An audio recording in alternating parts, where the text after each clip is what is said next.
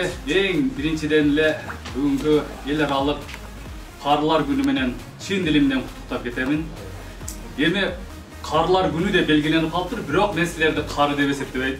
Сиздер баарыңыздар менин көзүмө жаш көрүнүп турасыздар. Сиздерде дагы күч кубатыңар.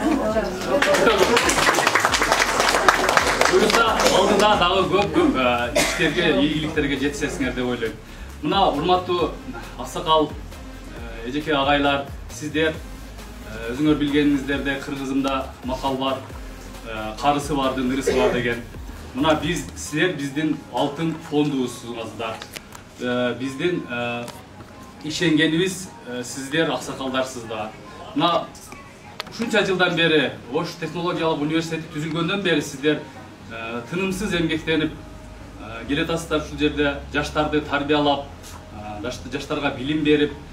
Мен ойлойм, ушуну менен токтолостон мындан ары дагы ушундай кайрат менен дагы деле артыңарда келе жаткан жаштарга жакшы билим берип, чындыгы билим берип, дагы да университеттин баркын, аброюн бийик көтөрөсүңөр деген силерде чоң ишеничибиз бар.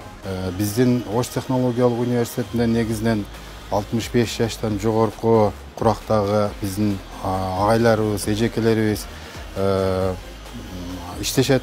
Бул жерде негизинен алардын майрамы катары жыл сайын өткүзүп беребиз. Бул негизинен Ош технологиялык университетинин бириккен профсоюз комитети тарабынан өткүзүлөт. Бул майрам дайыма ушул биздин аксакалдарыбызды, университетте эмгеги сиңген аксакал агайларыбызды, эжекелерибизди сыйлоо иретинде, сый урмат иретинде өткүзүлүүчү майрамдардын бири.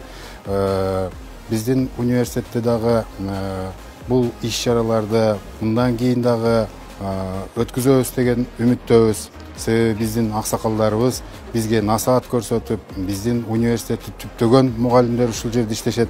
Ар дайым бул агайларыбызга, эжекелерибизге ар дайым ийгилик жана өздөрүндө ден соолук болсун, үй бүлөсүндө тынчтык болсун деп айтабыз.